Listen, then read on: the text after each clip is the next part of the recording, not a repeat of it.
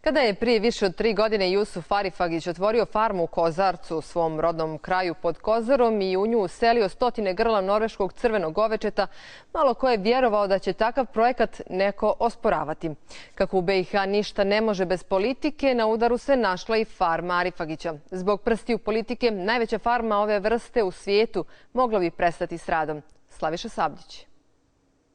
Kada je Arifagić kupio napušteno zemljište u Prkosima i pod Utočem te podigao farmu u Krnjeuši, a sve je to u Petrovačkom kraju, odjednom je nekima zasmetao. A čak je i lokalni parlament ustao na noge tražeći dlaku u jajetu, osporavajući Arifagićev dolazak u ovaj kraj. Slično je on doživio i u Bosanskoj Krupi.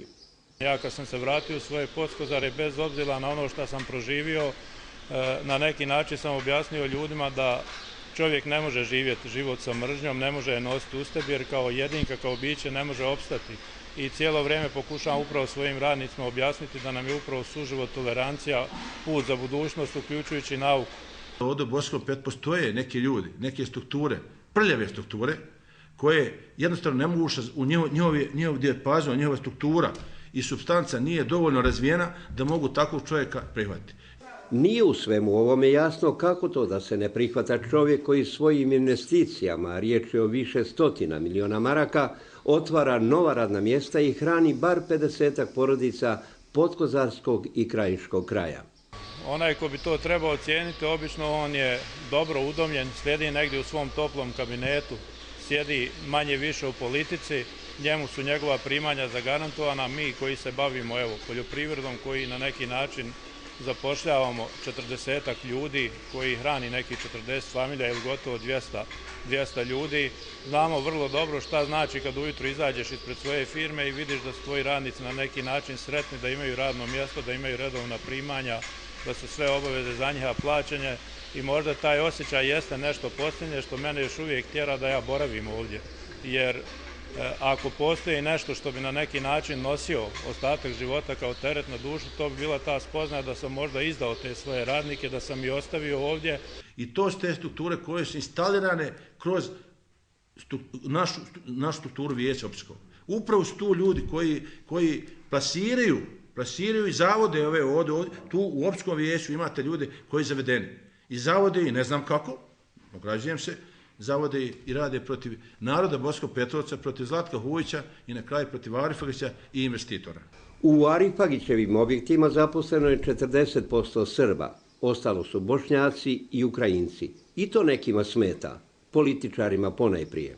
Za nas poštene ljude nema mjesta ovdje momentalno, sad za sad. Međutim, čovjek je došao, vidim neku budućnost za opstanak Krnjeuše. Realno reći, vidim stvarno budućnost, pošten je. Imamo šansu, znači, kogod hoće od nas da iskači svoju zemlju, ponovo da vrati u nekadašnje vrijeme. Međutim, ne znam šta im smeta. Najvjerojatnije da smeta političarima. Nikom drugom sirotinja, nigdje više nije dobra. Iako će mnogi u Krajini reći kako sve poteze u ovoj rašomonijadi vuče Haris Mešanović iz Bihaća sa svojim istomišljenicima i moćnicima, Nikolina Simić, predsjedavajuća općinskog vijeća u Petrovcu, kaže da je u pitanju samo provjera dokumentacije, ali ne i tjeranja Arifagića sa ovih prostora. Načelnik Zlatko Hujić, međutim, to negira, pokazujući dokument po kojem Mešanović za zemljište koje godinama koristi, a koje je u međuvremenu dodijeljeno, odnosno prodato Arifagiću, Petrovačkoj opštini do sada nije platio ni jednu marku. Hujić usto dodaje da su u vrzinom kolu vijećnika lokalnog parlamenta dvije dijametralno suprotstavljene neprirodne koalicije, SDA i njeni partneri sa jedne i A-SDA sa druge strane. To postoji u Petrovcu ovdje, to je to. Kako su metode, na koji način taj smjesta, možda kad bi se digli Marije Pjer Kirijevni Nobelovci iz hemije, pa da on tu hemiju izmislio, ja mislim da ta hemija ne postoji. To je neprirodan spoj koji neće dugo trajati, budite sigurni. No, da li će Jusuf Arifagić imati strpljenja? Da li će dići ruke od svega?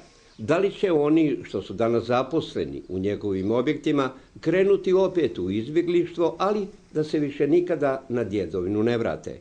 Na ta pitanja mogu da odgovore samo politika i političari, koji, nažalost, sprečavaju realizaciju jednog velikog za male naseobine istorijskog poduhvata, posebno u vremenu u kojem narod jedva sastavlja kraj sa krajem.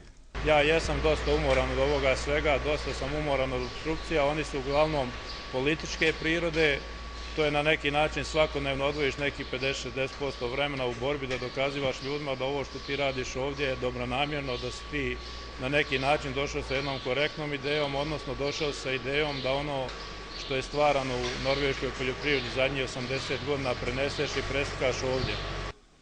I još nešto. Iz Arifagićevih farmi dnevno se preradi 8.500 litara mlijeka, 26 po kravi. Arifagićev projekat je i šansa za još stotinak novih radnih mjesta, pošto su u planu i programi finalizacije ove proizvodnje. Pa zar i ovo može da se ne cijeni u zemlji koja je već odavno zakoračila u svijet bijede i siromaštva?